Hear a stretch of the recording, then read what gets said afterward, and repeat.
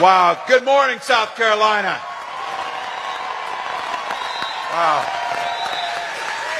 Wow. Well, first of all, Madam Chair, thank you for the kind introduction. More importantly, thank you for the commitment to making sure that our representatives are there to make sure they're improving lives of the people all across this great state. So thank you for that. Boy, I'll tell you, and I think some of you were here, can Jim Clyburn put on a party? Holy smokes. I got to tell you, the fish is one thing, but the sense of excitement down here is really something. And I think for many of you, paying tribute to the patron saint of the Palmetto State and Jim Clyburn is something that was a privilege for me. I tell people this, when I first got to Congress, I did not know my ass from my elbow when I got there. So it's a common affliction in the House of Representatives, so as you well know. But Democrats do something a little different, and there was a cure, and that cure was Jim Clyburn. He took me and so many of my colleagues when we got there and showed us how to be good public servants, showed us how to be good members of Congress, not just showing us how things work, but showing us how you conduct yourselves. And I always remind this to people, as a brand new congressman, I equated it was like learning music from Beethoven, someone who had done it, someone who had the gravitas to teach it, but someone who understood and demonstrated it. Congressman Clyburn's superpower is his moral compass. And I'll tell you this, it's wherever he goes is where our party should go. It's where his moral compass takes us is where we should end up. So again, a huge thank you, and I'll never get the privilege of being able to serve in Congress, but the privilege of serving alongside someone like Jim Clyburn. And there were days when I would have to think they were going to throw me out because I didn't belong there. I would sit between Jim Clyburn and John Lewis and listen to them talk about how we got to where we got. That is pretty special.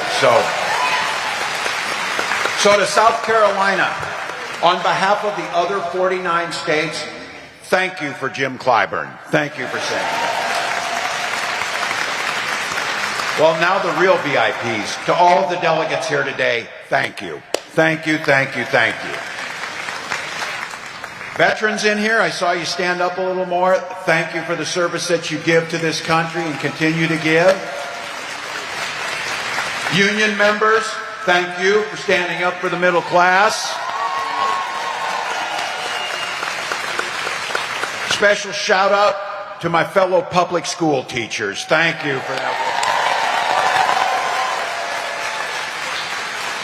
And to all the party leadership, you are the true leaders of the Democratic Party. When I get asked who's the leaders of the Democratic Party, well, I'm looking at them right here today, and that's the way it's supposed to be. So thank you for all you do. Honored to be with you all. And the real reason is because all of you could be anywhere else. My God, it's summer already. I was saying that I don't know how to respond to this because it's still a little bit wintry in Minnesota, and I come down here and it's warm. You could be anywhere. The midterms aren't for 500 days. But you come here for the simple reason, very simple reason. You love this country. That's why you're here today. That's the reason. And that's the reason I'm here. And I just need to say this to you all.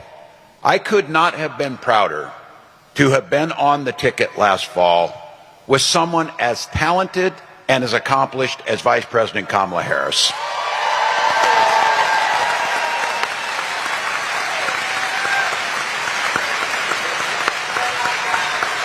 We know it, and America knows it, that we are far better off because of her grace, her courage, and her patriotic leadership. And damn it, I would love to turn on the TV and see her instead of what we see every day.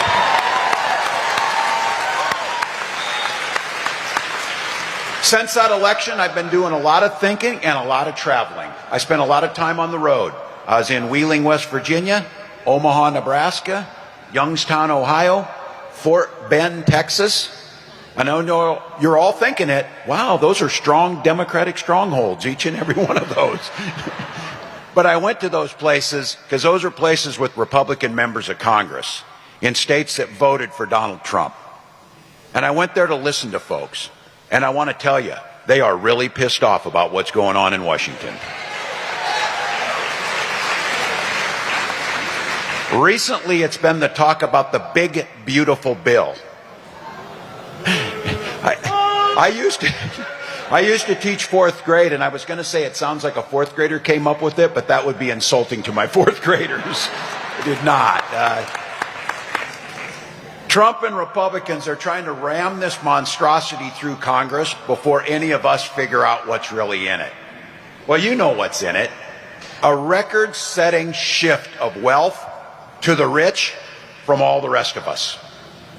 If you're a young couple raising a child with a disability, getting your health care through Medicaid, you could be one of 15 million that are going to lose your health care. If you're a single mom working, relying on SNAP, this bill would kick you and your kids off and nearly 11 million of our fellow Americans off this vital lifeline. If you're a young guy holding down a job making solar panels like we're doing in Minnesota, your gig could be one of the 700,000 jobs that this bill will kill alone. So while working people get the shaft, who benefits from this bill? I don't know if anyone.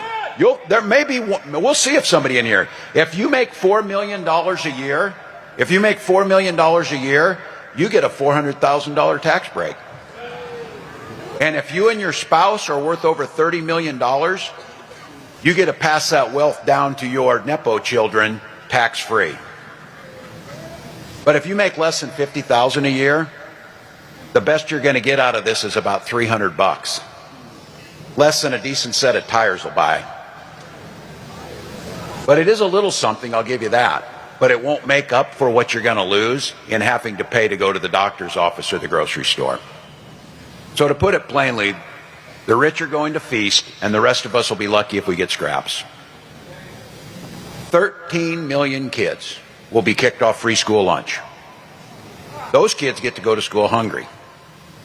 And all but 2 Republicans voted for this big, beautiful pile of bullshit. All but 2. You know when they voted for it? Right before 3 a.m. Every heist needs the cover of darkness to get through, as you all know. But when Trump and the Republicans aren't sacrificing our livelihoods at the altar of massive tax cuts for the rich, they're finding plenty of other ways to screw us over and make life hell. You can talk to my mom, or roughly 1 in 5 South Carolinians who rely on Social Security as their major retirement income. They're terrified. You've got some 19-year-old Doge dweeb rooting around in government systems, mainlining 4 locos, and messing everything up. If they flip a wrong switch, my mom, your relatives, people that depend on Social Security, they don't get a paycheck, which means they don't get to pay for the heat in their home or their groceries. But I want to give Elon a little bit of credit. I know you're finding that hard to believe, but I'm going to. Somebody said, do you think he does anything right? Yes, this week he did. He finally quit and found government ways. He did do something right.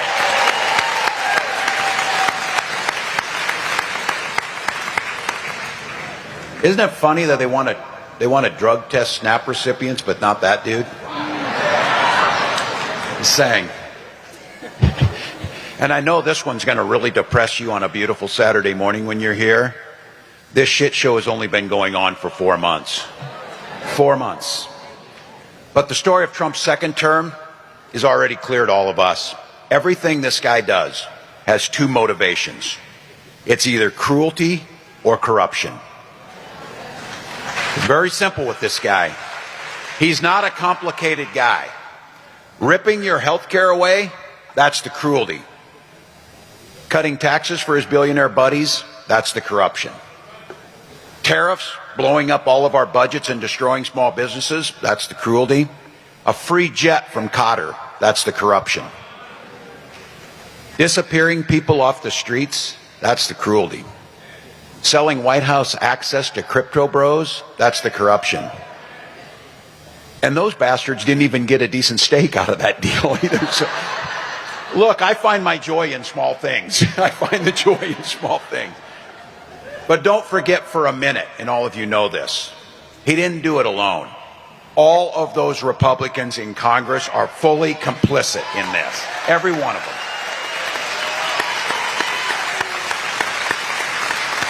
And here's the thing that really gets me, the ones who've tricked the press into calling them moderates. You know, they get Susan Collins on TV and she's always deeply concerned about things. Well, do something then, instead of being deeply concerned. Because there's nothing moderate about caving to Donald Trump every single time he asks. Every single time. Which brings us to why you're here on a beautiful Saturday morning, giving of your time. You could be doing things for yourself, things for your family. You could be thinking about your little part, but you're not. You're not only not just thinking about yourself, you're thinking about others, neighbors. You're thinking about people you don't even know. And you're thinking about those who are less fortunate that can't be here today because they're working 3 jobs just to put food on the table for their kids. That's who you're thinking about. And you know what the payoff at the end of this is? We're going to make them pay come the midterms for everything they're doing.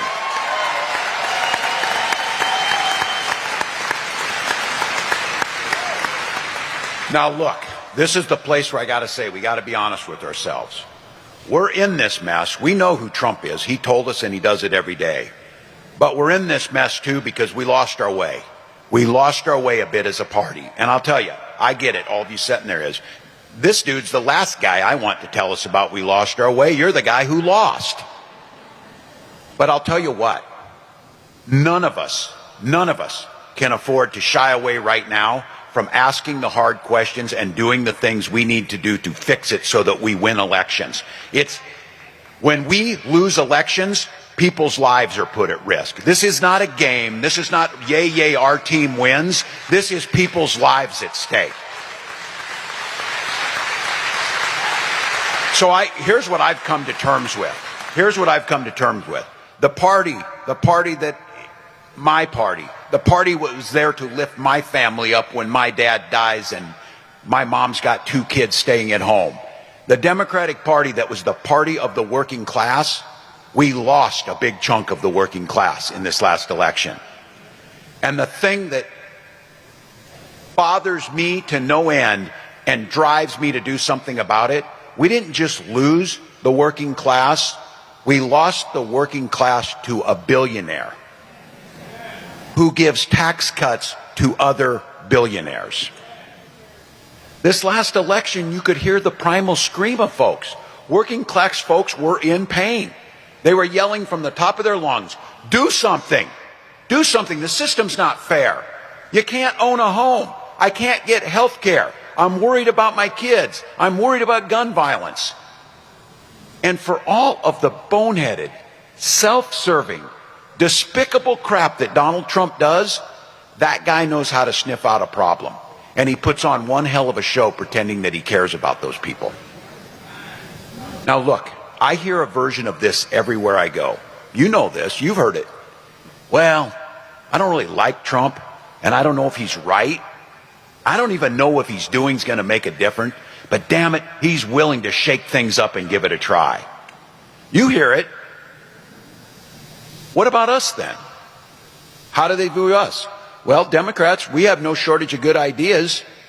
We talk about it all the time. You heard some of the things we did in Minnesota, but when we get into power, we haven't been able to get the stuff done. At least not the stuff that people actually care about and feel in their lives. You know this is true. Some of you here have knocked your damn fingers until they were bloody on doors and called people. It's terrible to pick up the phone and call somebody cold and say, I'm calling from the Democratic Party. Piss off, or whatever they do. You've been there. You've done the work. But they don't see it transferring. And you have to keep going back and asking folks. The other day I saw this. I read about a Democrat down in Georgia. They asked this woman, simple question, describe the Democratic Party. This is a Democrat. This woman is a Democrat. And she said, a deer in the headlights. She said it's like they see the car coming, but they just stand there and get run over by the damn thing anyway. That's a review of our party by someone who actually likes us. It's a damning indictment, but I think it's right on the money. The problem isn't just an existential threat politically. This isn't about winning elections. This is about what's demanded of us morally. Because we're fighting for working people. That's the DNA of the Democratic Party. Working for working people. Our party used to have the courage to do big and bold things. We're the people, and the people who sat in these chairs before you, who built Social Security from scratch. We're the people who secured personal freedoms. We're the people who rescue the economy every damn time the Republicans crash it. It's like 2 or 3 times we've had to do this. And you know we're going to have to do it again. Look, we also used to have the competency to get the basic stuff done. Like helping you find meaningful work, living in safe, secure neighborhoods, and sending your kids to good schools. Until somehow we strayed away from that North Star.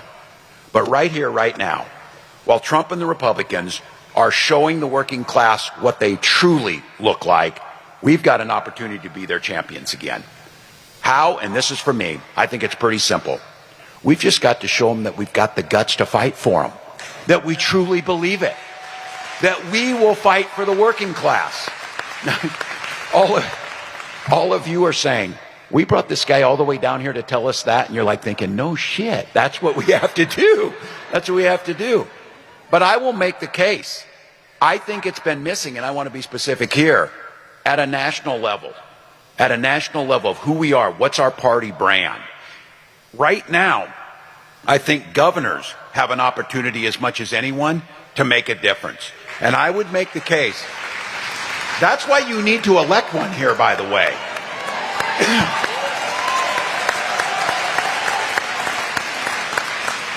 You know, there's a program with your tax dollars that you can feed hungry children in the summer with a summer nutrition program.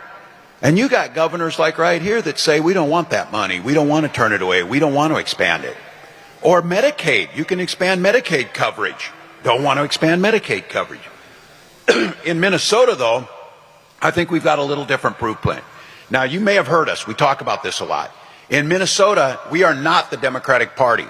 We're the Democratic Farmer Labor Party. We're 2 parties that came together. There's a reason for that. We know who we work for in Minnesota. And we also know that those are folks, whether it's labor or ag or middle class folks, that you need to get the job done. So look, I was just mentioning to some of your senators this morning, we were talking together. You think of Minnesota as being a blue state? Oh, my. We are a purple state. From 1990 to 2010, we didn't have a Democratic governor. It was all Republicans. When I got elected in 2018, that was the first time in our state's history we ever had back-to-back Democratic governors. We'd never done it before. And when we took full power in 2022, where we had the House and the Senate and the governor's office, we had a 1-seat majority. 1 seat in the Senate. And what I said when we all got together the day after the election was, we don't win these elections to bank that political capital so that we can run again and win again. We burn this capital as fast as we can to improve people's lives. Every bit of it. And I said, we get everything done, we can go home and do something else and sit up here and argue about politics all the time, because I don't know about you. I enjoy being here and everything, but I wouldn't mind mowing my yard or golfing or doing something else. But it requires us to be here. So I said, let's get to work. And the first thing we did was we created the nation's biggest child tax credit, cutting childhood poverty by 1/3 and making Minnesota having the lowest childhood poverty rate in the country. In Minnesota, if you or someone in your family gets sick, or you have a child, or you need to have something done, you get 12 full weeks of paid family and medical leave for the work to be able to do that. And I taught school for a couple decades, and I'll tell you what, the saddest damn thing in the world was to see a kid come in, put their number into the machine, and see they had no money in their lunch account, and see them turn them around. So in Minnesota, we don't ask you to fill out any damn paperwork or say anything. Every kid who walks through the door of the school gets free breakfast and free lunch every single day. Every day.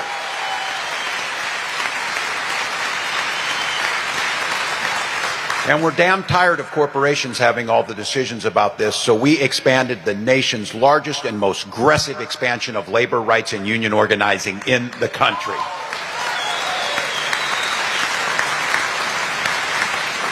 We invested in manufacturing. We are home to the per capita highest number of Fortune 500 companies, and we have the longest longevity of new company startups of any place in the country. We made the largest investments in our public schools, and we are now at a 30-year low of driving down violent crime across our state. So you get a tax credit. Your kids can go to school in a good school with teachers being paid a fair wage and eat a fair meal. You can get health care coverage. If you get sick, you get paid family and medical leave. Your kids don't get shot dead in the classrooms, and as they shouldn't. And all of those things happened because we went from being in the minority to being in the majority by one vote. And we had a governor who was willing to sign those things into law. And guess what happened? People saw their lives improve, more money in their pocket, the middle class being in charge, and labor unions expanded. Those were things that the working class cared about. And guess what? If you do those things, they'll vote for you the next time. They will come back and do the work. So every day, we're proving what's possible is instead of Trump's cruelty and corruption, we focus on courage and competency. Have the courage to vote for those things. Have the courage to stand up and do what's right. Have the courage to not worry about if you get reelected as long as it improves someone's life, and get the things done. Embrace the big things, sweat the little things, and we're not afraid. I'm not afraid to reach across and work with Republicans, but I'm also not afraid to stand up and say there's no way in hell that we are compromising on basic human rights and basic personal freedoms. So now, we're one of the friendliest states to start a business in. So Democrats, get this. You can stand up for working people. You can stand up for labor unions. You can stand up for fair wage. You can stand up for the idea that health care is a human right. But you can also be, because all of those things make businesses healthier, make the economy healthier, make businesses grow. We're the party of business. We're the party of the economy. We're the party that grows personal wealth.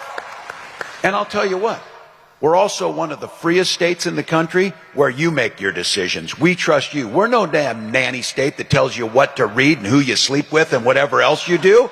Those are your decisions. Those are your decisions. And in the surveys that come out, there's two that I'm really proud of. We were recently ranked the best place to have a child in the country, from health care to the things that we have. And I'll tell you what, this one, we dropped to second in this category, and we got a little more work to do, but I think this matters. When they rate all the 50 states, Minnesota ranks second in happiness. We are the second happiest state. And it's cold as hell, too. And we're still happy. No such thing as bad weather, just bad clothing. The reason I'll settle for second is Hawaii's first, so they're happy as heck. Look, I left a public school classroom at age 41 to run for public office. For that very simple reason all of you are here. To fight for working families just like my own.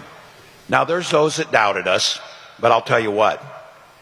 I ran in a district, by the way, I didn't know this. I'm glad I didn't know it. There had only been one other Democrat since 1892 in that congressional district. I know, and you know how it goes. You see this, oh, we can't put money in South Carolina, that's a red state. And I said last night, and I'll say it today, it doesn't look very red to me. It looks pretty blue. It's pretty blue. Said we couldn't win because we didn't have any experience. You're going to watch candidates come up here and say, I don't know, but I'm running for office, and they'll tell you their name and they're going to do it. Support them. Help them out. What are we going to do? You ever see these races where we don't even run anybody? Look, we got them in Minnesota, trust me. We got these people who I don't know how they get elected, but I don't know South Carolina. This Nancy Mace thing is really something to me. I'm saying it. But just think about it. In 500 days, we work hard, we get somebody up here, she's got to answer for the damage she's done to people, and then you won't see her on TV anymore again, and you'll see someone else. And to the teachers out here, I'm going to encourage you this. You have to listen to people tell you that, oh, I don't know, you're overpaid, you only work 9 months out of the year. You know this, right? One of the reasons I ran for office, too, was I was sick and tired of people beating up on public servants, like our police, and like our firefighters, and like our teachers, and like our nurses. Look, none of us expected to get rich doing those jobs, but we didn't take a damn oath of poverty to do it. So you pay them. You pay them. And guess what happens when you do that? You get really good people who can afford to buy a house and raise their family, and they serve the rest of us. And the thing is for all of you out there, and I'm speaking to you public school teachers, this is one thing I learned when they told us we weren't going to do this. Just don't ever underestimate a public school teacher. They're pretty damn tough. They're a pretty damn tough group of folks. So look, it's a bit old school in this, and I'm doing some soul searching, and I was the guy who was there during this last one, but I'm convinced there's an appetite out there for this style of governing. This idea of competency, this idea of compassion, this idea of being able to get things done. When you poll people, they love our policies, but they can't love those policies if we don't enact them. And if we don't elect Democrats, we don't get a chance to do it. So this is not a chicken and the egg type of thing. You need to elect people who are in it for the right reasons, who want to improve people's lives, who are willing to do the work, and build the coalition behind them with a strong party unit, strong county units, strong democratic infrastructure to get those folks word. And look, the thing we have to do is we have to get past this thing. That I saw recently that apparently the Democrats got together and hired a bunch of people, and they went with the hotel to discuss how we could best message to people, how we could come up with, calibrate our words that we're using. That's how we got into this damn mess. Because we're really cautious. And look, I know all of you in here, we say stuff like, oh, we have, because we believe it. And we're kind people and compassionate. We have to fight food insecurity. You're right. But just say we have to fight kids going hungry in the richest country in the world. Just tell people where they're at. And don't be afraid, and stay away from the poll-tested things that are out there, because what Republicans understood is they identified the problem with people, and they got people thinking that they were with them, like Donald Trump. What the hell does he know about somebody in South Carolina struggling to make ends meet? Almost nothing. But people believe that. Because what I have to think about is, we've got to have people know that we're actually listening to them, that we're actually hearing what they're saying. And then I'm just going to say this, because it seems so simple, and I don't do it. We've got to show the guts that we're willing to. I feel like there's folks that aren't willing to say the things necessary because they might be worried they might not get reelected if they say that. I'm not going to say that, and I don't think any of us can. I'm getting called out on this because I called Donald Trump a wannabe dictator. It's because he is. It's because he is. Oh, the governor's being mean, and the governor's speaking out on that. Well, maybe it's time for us to be a little meaner. Maybe it's time for us to be a little more fierce. Because we have to ferociously push back on this. And again, I'll speak to my teacher colleagues in here. The thing that bothers a teacher more than anything is to watch a bully, to watch this bully and to stop it. And when it's a child, you talk to them and you tell them why bullying's wrong. But when it's adult like Donald Trump, you bully the shit out of him back. You push back. You make sure they know it's not there. Because at heart, at heart, this is a weak, cruel man that takes it out and punches down on people. What they don't want to do is stand toe-to-toe and punch back with someone who's calling them out for what they do, who's being there. And for Democrats, here's what we need to know. You need to embrace this. We win hearts and minds. We win the issues. If you go ask people if they want children to eat, they'll say yes. If you go ask people if they want smart things to make sure our children aren't shot in schools, they'll say yes. If they say, do you want us to pay our public servants a decent wage, they will say yes. We win the hearts and minds. They win power.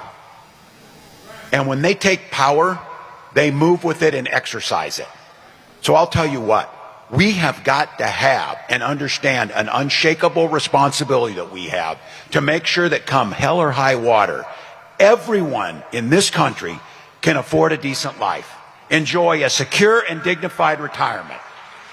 Women can still get reproductive care, and no one,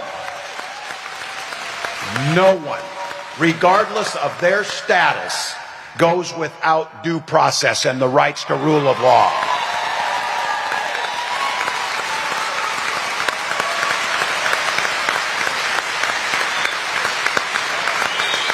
For those who tell us we get distracted with these issues, I've seen politicians, Democratic politicians say, well, we can't get distracted with this issue of them scooping folks up and sending them to El Salvador because we got to talk about the economy. Can we not do two things at once? Can we not stand on basic rule of law and human dignity and the foundations of this country and also say tariffs are stupid as hell and they're hurting us? They're hurting us. We can do that. We can educate our children and invest in good schools and also talk about they shouldn't be being shot dead with weapons in those schools. It shouldn't be there. We can do that. And I don't care if you're in South Carolina or New York City. You can't be supportive of kids being shot dead in schools. That's a unified position.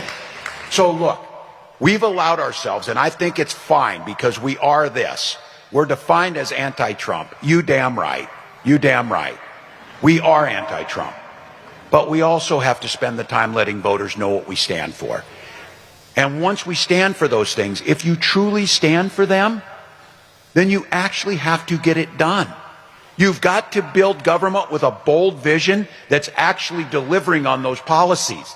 Because I'm guessing in here, it would be pretty popular if you said, and if you put it to the ballot and asked South Carolinians, do you think we should have paid family medical leave in South Carolina? I think they would say yes.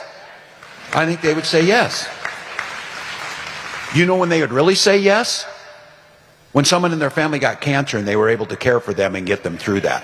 Then they would say yes. When they don't have to choose between taking care of a sick child and losing their job or losing the pay that keeps the roof over their heads. Those are basic things. And when you do those things, guess what happens? The economy grows. And people find themselves more secure in life. And we have a better, more equal, more just country. And then the side effect of that is people no longer wonder what the Democratic Party stands for. The Democratic Party stands for taking care of my family. The Democratic Party stands for doing things that improve people's lives. And so now all of a sudden, and I'll say this too, you got a whole bunch of young people, and my son is one of them. By the way, I'm really proud of this. This feels like my greatest accomplishment. My son Gus is graduating on Tuesday. So that is my proudest moment. But Gus tells me a lot of young men, you might have seen this, a lot of young white men did not vote for this ticket.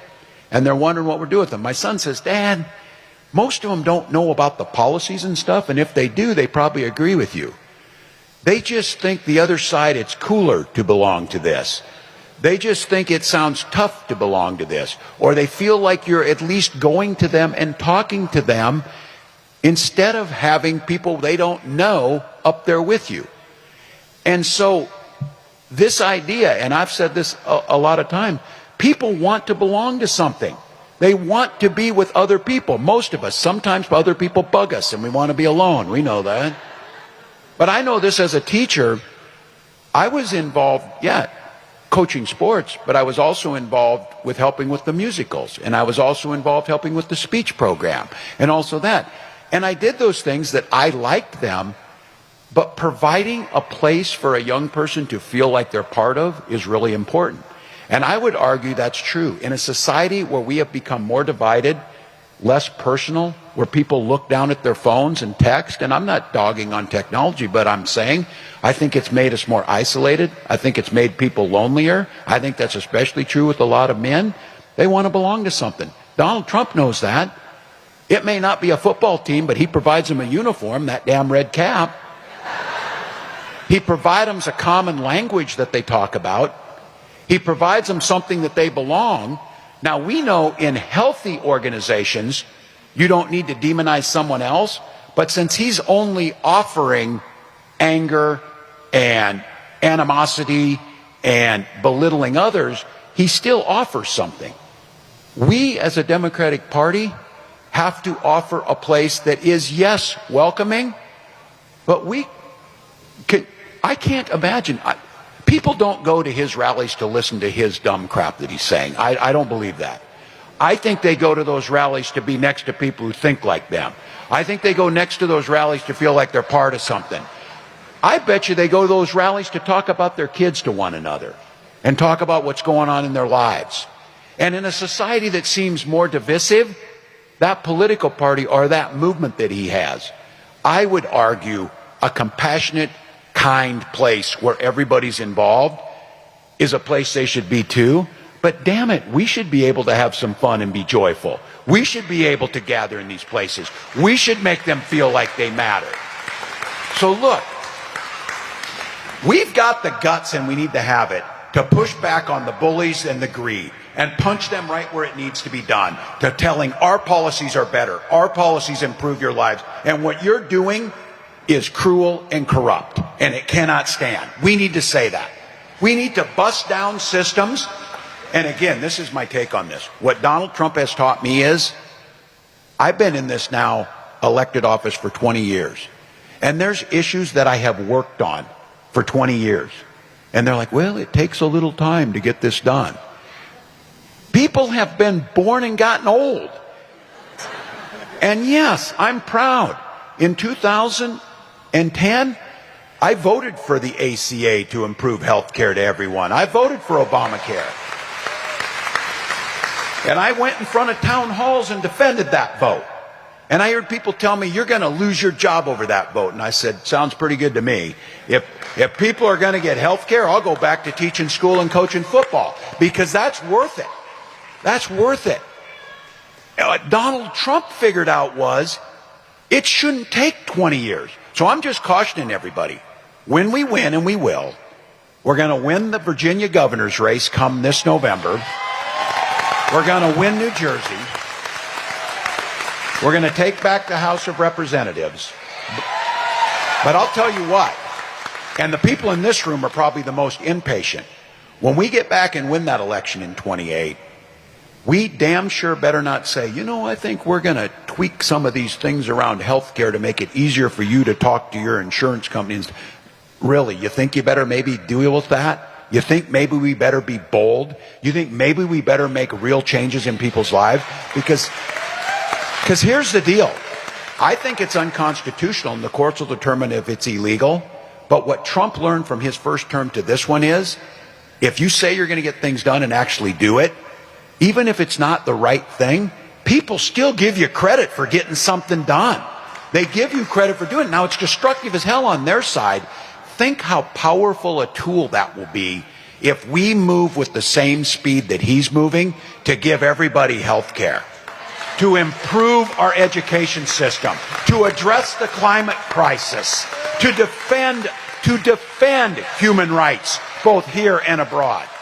Imagine how powerful that is. So look, here's the time. Here's the time for all of us.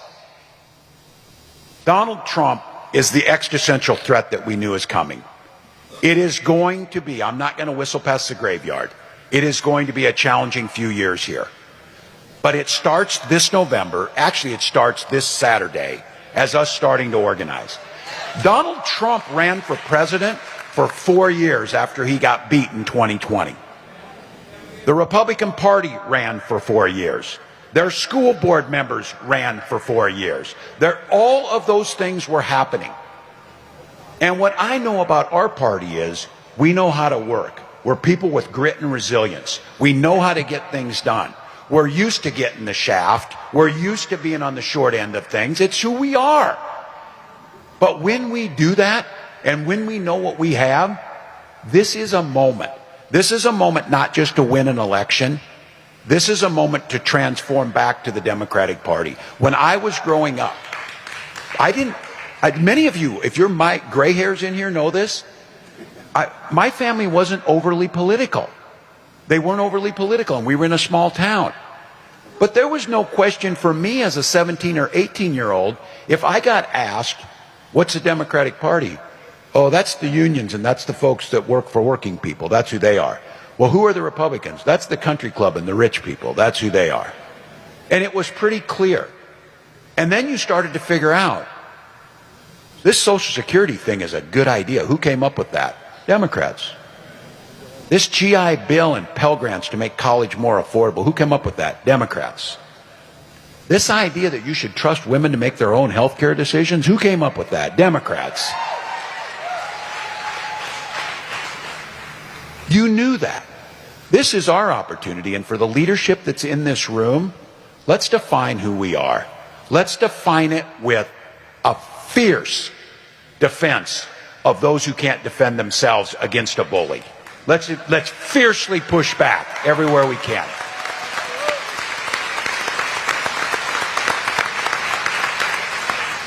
And then let's decide. We're not retreating from that fight. We won't retreat from that fight, but we can simultaneously decide to let people know the issues we were told not to touch because they're too big and they're too bold. It was those big, bold things that solidified Democratic control for decades. It was those big, bold ideas that let us win elections. But that was the means to the end. It was those big, bold ideas that were enacted by the Democratic Party that improved the lives of millions of Americans. It was those big, bold ideas that gained our reputation around the world that the United States was the good guys who stood with people who were less fortunate. It was the United States who stood up to places like Russia, like North Korea, instead of voting with them. That's our opportunity. This is an opportunity to do the things that we need to do. Now, look, some of you are in here saying, oh my God, we've been through this, we ran elections. Look, losing an election is an opportunity to reflect. It is an opportunity to reflect, but it damn sure better be an opportunity to fight a little harder coming back the next time. That's all I would say. So, I'll cop to this. I am an eternal optimist, but I came about it legitimately. I supervised the lunchroom for almost 2 decades. You don't survive that gig if you're not an optimist. You do not survive it. But I know, and I think it's just perfect as I see this. Some of you heard me talk about this a lot. I think the most powerful word, my wife says this, most powerful word in the universe is hope, is the hope for it. And the motto of this great state, while I breathe, I hope. While I breathe, I hope. I'll take that one step further. Hope is the energy that gets us believing in a better tomorrow. But as my wife Gwen says, though, she says, but hope is not a damn plan. We can't hope that Donald Trump quits acting like he is. We can't hope that we win an election. We can't hope that these people aren't as cruel as we think they are. We can't hope that people get the health care that they so desperately need. We have to plan for it. And that's what brings you here today. You're giving of your time, your treasure, your talent to build what's necessary. And I'll tell you this, those things we accomplished in Minnesota wouldn't have happened without restructuring our entire Democratic Party, putting the power back in the county units, putting the power back in the state units. And it wouldn't have happened without some soul searching, because I'll end with this. I don't want you to believe, oh my God, everything is like heaven in Minnesota. No. Because last weekend was the 5-year anniversary of the murder of George Floyd on a streets in Minneapolis. We always like to think of ourselves that we're on the right side of that Civil War. But I want to be very clear with this. I had a woman a few years ago, and we were talking about racism, intolerance, structural barriers that were put in place to hold people back. And this woman was sitting with me in Duluth, Minnesota, about as far north as you can get up on Lake Superior. And she came from Arkansas, and she said, yeah, Arkansas is racist. She says, but in Minnesota, the racism's quieter, but it's meaner.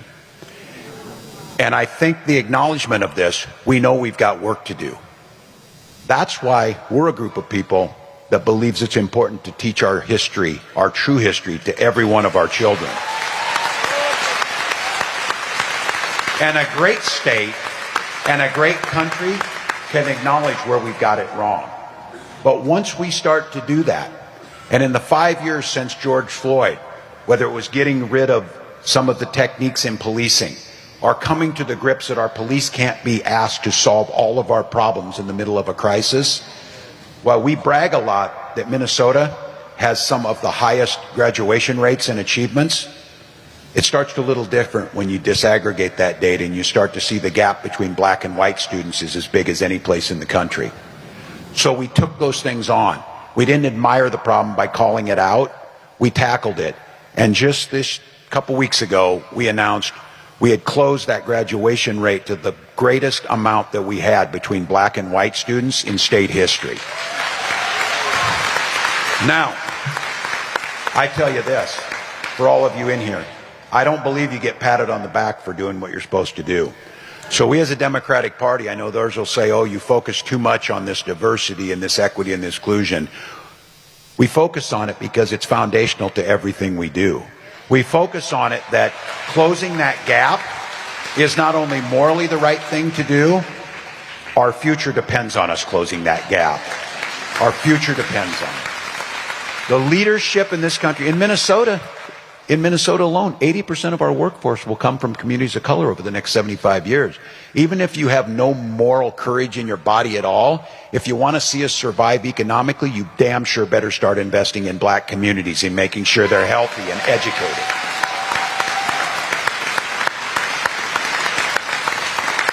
So to all of you, the work's in front of us. It's not going to be easy.